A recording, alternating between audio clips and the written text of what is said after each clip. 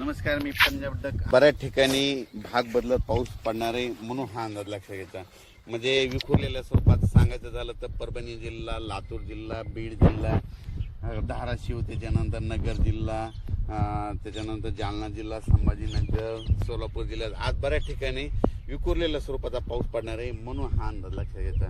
म्हणजे सर्व दूर पडणार नाही, पण बऱ्याच पिकांना असं जीवदान ठरणारा पाऊस येणार आहे म्हणून हा अंदाज लक्षात घ्यायचा. मग राज्यात मोठा पाऊस कधी येणार, तर राज्यात तुम्हाला एक सांगू इच्छितो की मोठा पाऊस कधी येणार. तुम्हाला एक सांगू इच्छितो की राज्यामध्ये सांगायचं झालं तर सध्या तरी मोठा पावसाचं वातावरण नाही, असाच भाग बदलत विखुरलेल्या स्वरूपातच पडणार आहे म्हणून हा अंदाज लक्षात घ्यायचा. राज्यात फक्त जुलैच्या शेवटच्या आठवड्यात मात्र चांगला पाऊस राहणार आहे म्हणून हा अंदाज लक्षात घ्यायचा.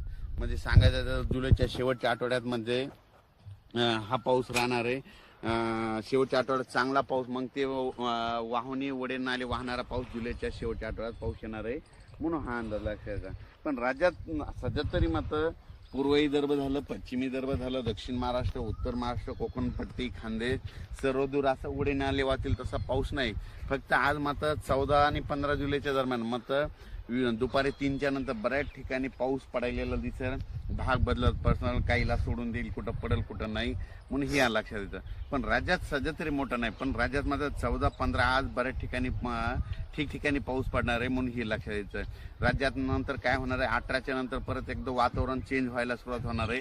18च्या नंतर काय होणार आहे, मग हे नांदेड जिल्हा झालं, लातूर जिल्हा झालं, अक्कलकोट, सोलापूर, उदगीर, निलंगा ह्या शेतकऱ्यांचं काय झालं, पाऊस नसल्यामुळे त्यांचे सोयाबीन थोडं सुकत येतं. त्यांना सांगू इच्छितो की 18च्या नंतर तुमचं नांदेड झालं, धर्माबाद झालं, बिलोली झालं, नायगाव, त्याच्यानंतर इकडं त्याच्यानंतर जळकोट, त्याच्यानंतर अक्कलकोट ह्या भागामध्ये मग 18-19 पासून जरा चांगलं तुमच्याकडं पाऊस पडणार आहे. कारण की काय होणार आहे, 18च्या नंतर तेलंगणा, आंध्र प्रदेश, तामिळनाडू, कर्नाटक तिकडे पाऊस पडत राहिल्यामुळं आपल्या महाराष्ट्राच्या सीमालगत ह्या पट्ट्यामध्ये पाऊस येणार आहे. म्हणून त्यांच्यासाठी म्हणजे लातूर जिल्ह्यातल्या त्या बॉर्डरच्या शेतकऱ्यांसाठी आनंदाची बातमी.